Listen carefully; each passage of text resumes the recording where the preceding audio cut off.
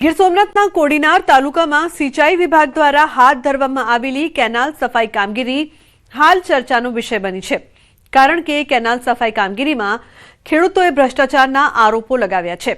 શિંગોડા ડેમમાંથી નીકળતી કેનાલની સફાઈ માટે 15 લાખ રૂપિયાનું ટેન્ડર મંજૂર કરવામાં આવ્યું છે। આ કેનાલ મારફતે તાલુકાના 16 ગામોની અંદાજે 1200 હેક્ટર ખેતીલાયક જમીનને પિયત માટેનું પાણી પૂરું પાડવામાં આવે છે।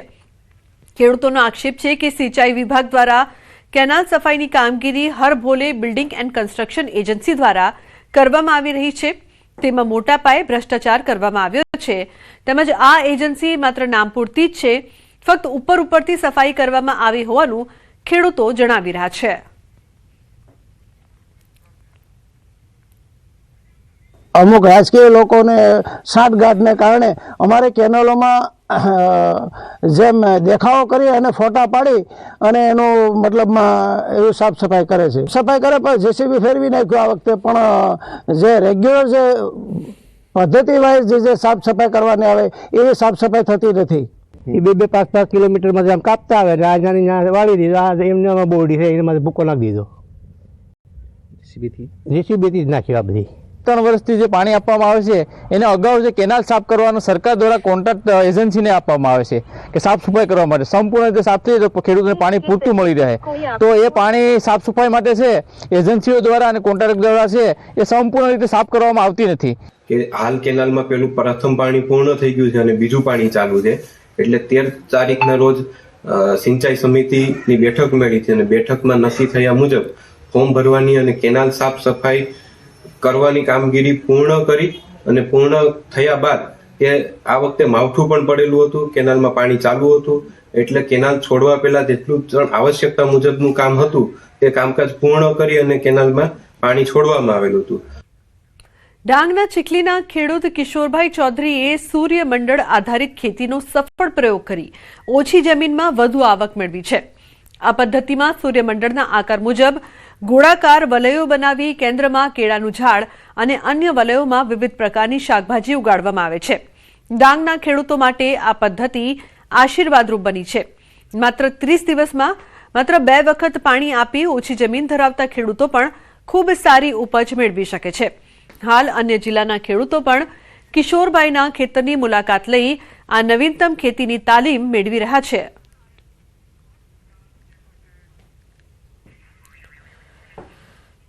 જે સૂર્યમંડળ આધારિત જે પ્રાકૃતિક ખેતી છે એ મેં અહીંયા કરી રહ્યો છું।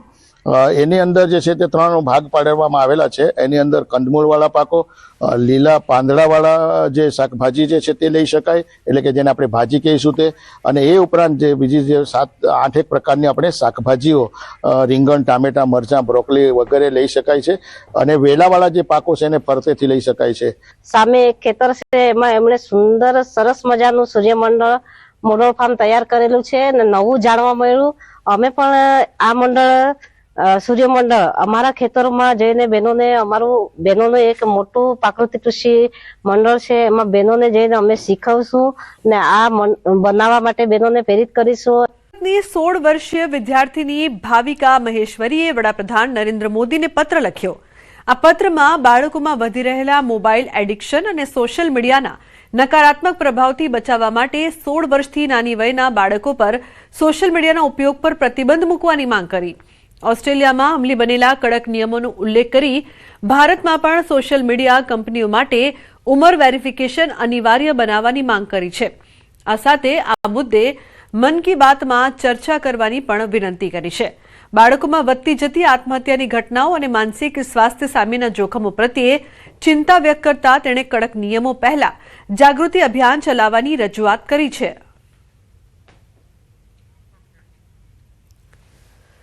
बच्चे ऑलमोस्ट 9-10 घंटे मोबाइल फ़ोन को स्क्रॉल कर लेते हैं और उन्हें पता ही नहीं चलता है। दूसरी चीज़ ये कि कहीं ना कहीं हम इसको कम अवेयरनेस के द्वारा कर सकते हैं। जैसे बहुत सारी कैंपेन्स है, वो इतनी फेमस इसलिए होती है, बेटी बचाओ बेटी पढ़ाओ, स्वच्छ भारत अभियान, कि उनको है ना वोकलाइज करा, जितना हो सके उसको अवेयरनेस कराई। तो उसी तरह से अगर मोदी जी इस बात को मन की बात के अंदर अगर बोल सके कि कैसे हम मोबाइल को एक बैलेंस्ड वे के अंदर यूज़ करें और मोबाइल एडिक्शन के बारे में अगर वो थोड़ा सा भी बोल सके तो वो बहुत बड़ी बात होगी, क्योंकि मन की बात एक बहुत बड़ा प्लेटफॉर्म है और बहुत सारे लोग उसको सुनते हैं। तो इट्स जस्ट कि ये 2 रिक्वेस्ट मेरी छोटी सी थी। અરવલ્લીની ભિલોડા ગ્રામ પંચાયત દ્વારા કાર્યવાહી કરવામાં આવી છે। મિલકત વેરો નહીં ભરનારા સામે લાલ આંખ વેરો ન ભરનારની દુકાનો સીલ કરાઈ છે। એક દુકાન માલિક દ્વારા સરકારી સીલ તોડ્યું નાખ્યું છે। સરકારી સીલ તોડનાર દુકાનદાર સામે ફરિયાદ કરવામાં આવી છે। લાખોનો વેરો બાકી રાખતા બિલ્ડરો અને વેપારીઓમાં ફફડાટ જોવા મળી રહ્યો છે।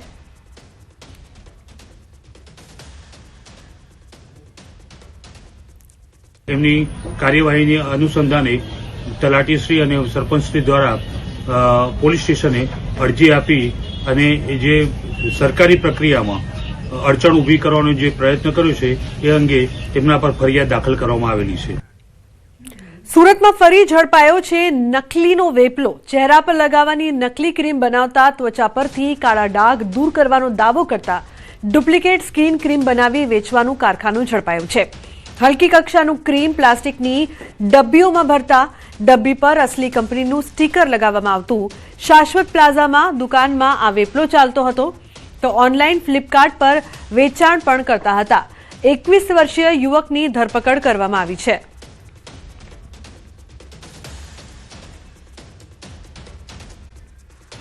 એસટી બસમાં દારૂની હેરાફેરી। એસટી બસમાંથી બિનવારસી વિદેશી દારૂ મળ્યો છે।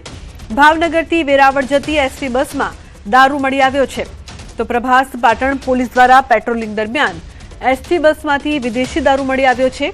ચેકિંગ દરમિયાન બિનવારસી બેગ મળી આવતા તપાસ કરતા વિદેશી દારૂ નીકળ્યો। આ સમગ્ર મામલે બસના ડ્રાઈવર દ્વારા પ્રભાસ પાટણ પોલીસમાં ફરિયાદ નોંધાવાઈ છે। અમદાવાદમાં સ્કૂલોમાં ધમકી ભર્યા ઈમેલનો મામલો સાયબર ક્રાઇમે ફરિયાદ દાખલ કરીને તપાસ શરૂ કરી છે। 3 મેલ આવ્યા હતા, 2 હોટમેલ, 3 મેલ એક જ ગ્રુપ દ્વારા કરાયાની આશંકા। સ્કૂલોમાં તપાસ દરમિયાન કંઈ મળ્યું નથી।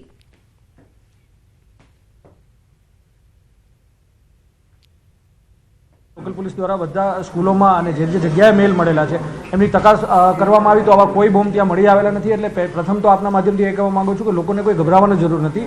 આ એક હોક્સ બોમ્બ થ્રેટ મેલ છે અને જે 3 મેલ આવેલા છે એમાંથી 2 હોટ મેલ અને એક એટોમિક મેલ, એમાં એક મેઝી ક્વિકલ પછી અલગ અલગ આઈડી છે સેન્ટોસ ને આવા અલગ અલગ નામેથી ફેક નેમેથી 3 મેલથી આવા મેલ આવેલા છે અને 3 મેલનું કન્ટેન્ટ છે એક જ કન્ટેન્ટ છે। એટલે અમદાવાદ સાયબર ક્રાઇમે આ બધા મેલ જે 3 અલગ અલગ ઈમેલથી મેલ આવેલા છે બોમ્બના થ્રેટના એમની એક કોન્સોલિડેટ એફઆઈઆર ગઈકાલે રાતે અમદાવાદ સાયબર ક્રાઇમ ખાતે દાખલ કરી અને આગળની તપાસ ચાલુ કરી। શહેરમાં મારામારીના દ્રશ્યો વલસાડથી સામે આવ્યા છે। વલસાડ નજીક આવેલ ધડોઈ ગામમાં રોડ પર જાહેરમાં જ મારામારીના દ્રશ્યો જોવા મળ્યા હતા। કેટલાક લોકો વચ્ચે થયેલી મારામારીની આ સમગ્ર ઘટના સીસીટીવી કેમેરામાં કેદ થઈ હતી। જો કે ચર્ચાતી વાત મુજબ મારામારી પ્રેમ પ્રકરણમાં થઈ હોવાનું ચર્ચાઈ રહ્યું છે। મારામારીમાં સામેલ એક વ્યક્તિ ગુંદલાવ ગામના સરપંચ નીતિન પટેલ હોવાનું ચર્ચાઈ રહ્યું છે, જેમને ધડોઈ ગામમાં રહેતી એક પરિણીતા સાથે પ્રેમ સંબંધ હતા। આથી અવારનવાર બંને પરિવારો વચ્ચે ઝઘડા થતા હતા। તેમ છતાં ગુંદલાવના સરપંચ દ્વારા પરિણીતાને સાથે લઈ જતા મામલો બિચકાયો હતો। સરપંચ પરિણીતાના ઘરે પહોંચતા જ ધમાલ મચી ગઈ હતી। દાદાગીરી કરવા ગયેલા સરપંચને પરિણીતાના પતિ અને પરિવારજનો દ્વારા ઢોર માર મારવામાં આવ્યો। આ સમગ્ર ઘટના સીસીટીવી કેમેરામાં કેદ થઈ હતી। મામલો ગરમાતા વલસાડ રૂરલ પોલીસ પણ સ્થળ પર પહોંચી હતી અને આ મામલે જરૂરી તપાસ હાથ ધરી હતી। अन्य समाचारनी बात करिए तो वल्लभीपुर बरवाड़ा रोड पर हिट एंड रननी घटना सामे आवी छे। कल्याणपुर चौकड़ी नजीक हिट एंड रनना सीसीटीवी अकस्मातमां एक पिकअप चालके चालीने जई रहेला युवानने अड़फेटे लेता तेने गंभीर इजाओ थई हती। घटना बाद जागृत नागरिको द्वारा इजाग्रस्त युवानने तात्कालिक वल्लभीपुर आरोग्य केन्द्र खसेडवामां આવ્યો હતો। તેની હાલત ગંભીર જણાતા તેને વધુ સારવાર માટે ભાવનગરની હોસ્પિટલ રિફર કરાયો હતો। પગપાળા ચાલીને જતા હતા વલ્લભીપુર, ત્યાં પૂર ઝડપે પિકઅપ ગાડી દ્વારા જોરદાર અકસ્માત સર્જાતા આશાસ્પદ યુવાનનું મૃત્યુ થયું છે।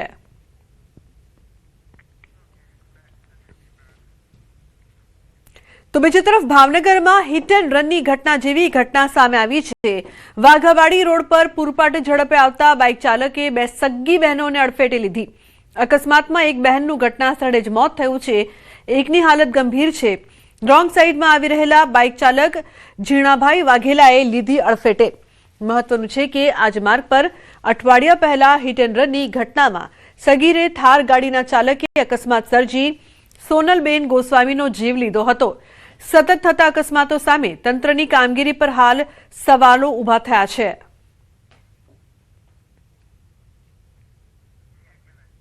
અકસ્માતમાં એક બહેનનું ઘટના સ્થળે જ મોત નીપજ્યું છે, એક ઘાયલ છે। પરિવારમાં હાલ શોકનો માહોલ। રોંગ સાઈડમાં આવી રહેલા બાઇક ચાલકે બંને બહેનોને અડફેટે લીધી હતી। અંબાજીના પાડલિયા ગામે હુમલાની ઘટનાનો મામલો સામે આવ્યો છે। પાડલિયા ઘટના આજે છઠ્ઠો દિવસ આદિવાસી સમાજના આગેવાનો દાંતા ખાતે એકત્રિત થયા છે। તો પાડલિયા ગામે આસપાસના આદિવાસી ગામડાના સમાજની બેઠક મળી હુમલાની ઘટનાના નિરાકરણ અને આગામી સમયમાં આવી ઘટના ન બને તેને લઈને ચર્ચા થઈ। 500ના ટોળા પર થયેલી ફરિયાદ રદ કરવાની માંગ, નિરાકરણ નહીં આવે તો આગામી સમયમાં જિલ્લા કલેક્ટર અને વિધાનસભાને ઘેરાવો કરવાની ચીમકી ઉચ્ચારી છે।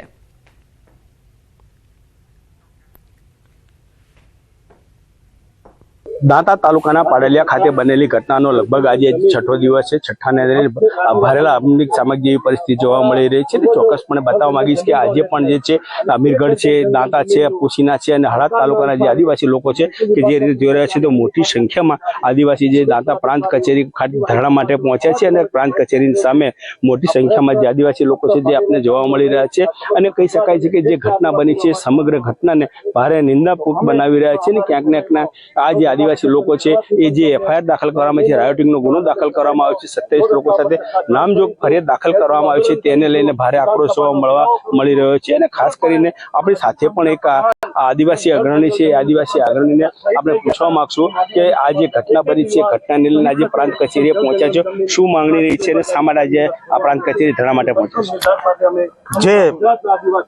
જે સક્રીબેન જે પાડલિયા ગામે 13 ડિસેમ્બરના રોજ જે ઘટના બની છે, માનવ અધિકારોનું જે હનન થયું છે, જે સરકારના રૂએ જેને લઈને અમે આજે સક્રીબેનના જે કાર્યક્રમમાં અમે મોટા આદિવાસીઓ સૌ મળીને અમે આજ રોજ જે પ્રાંત અધિકારીને કચેરીએ દોતા વધારેલ છીએ।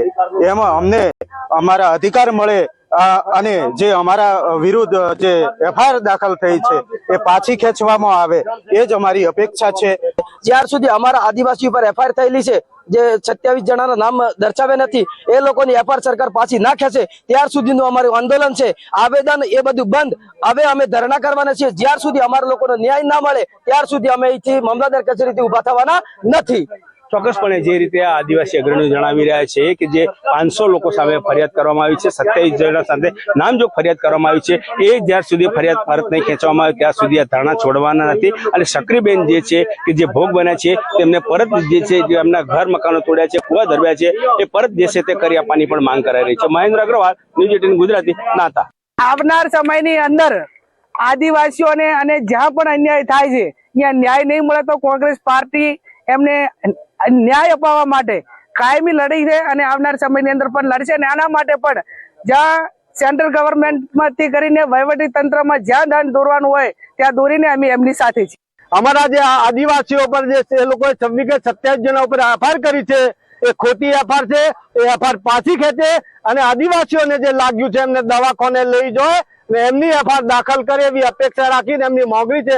અમારી સૌની માંગણી એ જ માંગણી સાથે આગળ વધીએ છીએ ને ભવિષ્યમાં પણ આદિવાસીઓ સાથે આવું કદી અન્યાય ના કરે એના માટે આજે બેઠા છીએ। માં સઘન પોલીસ બંદોબસ્ત વચ્ચે ગેરકાયદેસર દરગાહ પર ફેરવાયું છે બુલડોઝર। પેથાપુર રાંધેજા રોડ પર નડતર રૂપ ગેરકાયદેસર દરગાહ પર બુલડોઝર ફેરવાયું છે। મહાનગરપાલિકા દ્વારા અગાઉ નોટિસ આપવામાં આવી હતી। જમીનના આધાર પુરાવાઓ રજૂ કરવા નોટિસ અપાઈ હતી, તો સમય મર્યાદામાં જવાબ ન મળતા આ કાર્યવાહી કરાઈ છે। મહાનગરપાલિકાના દબાણ શાખાએ આ કાર્યવાહી કરી છે। તો મનપા દ્વારા અગાઉ નોટિસ આપવામાં આવી હતી, સમય મર્યાદામાં જવાબ ન મળતા આ કાર્યવાહી કરવામાં આવી છે। મહાનગરપાલિકાના દબાણ શાખાએ આ કાર્યવાહી કરી છે।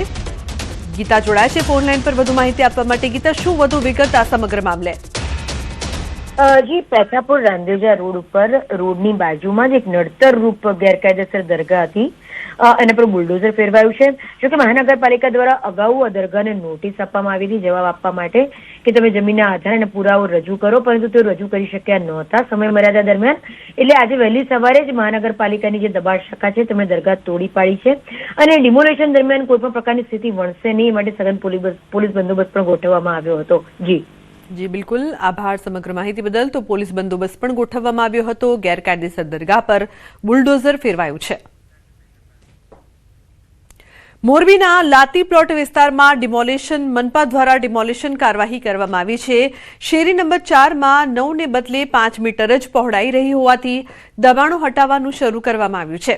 લાતી પ્લોટ શેરી નંબર 7 અને 8માં પણ ડિમોલેશન કરાશે. કોર્પોરેશન દ્વારા 30 જેટલી નોટિસ અપાઈ હતી. ત્યારબાદ આજે ડિમોલેશન શરૂ કરવામાં આવ્યું છે. અંદાજે 50 દબાણકારોને નોટિસ પણ આપવામાં આવી છે.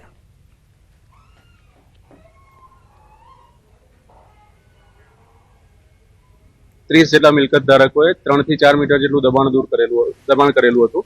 એને દૂર કરવા માટે કોર્પોરેશન દ્વારા 1 મહિના અગાઉ નોટિસ આપેલી હતી, પણ આ મિલકત ધારકો દ્વારા દબાણ દૂર કરેલ ન હોવાથી આજે કોર્પોરેશનની ટીમ દ્વારા પોલીસ બંદોબસ્ત સાથે દબાણ દૂર કરવાની કાર્યવાહી ચાલી રહી છે.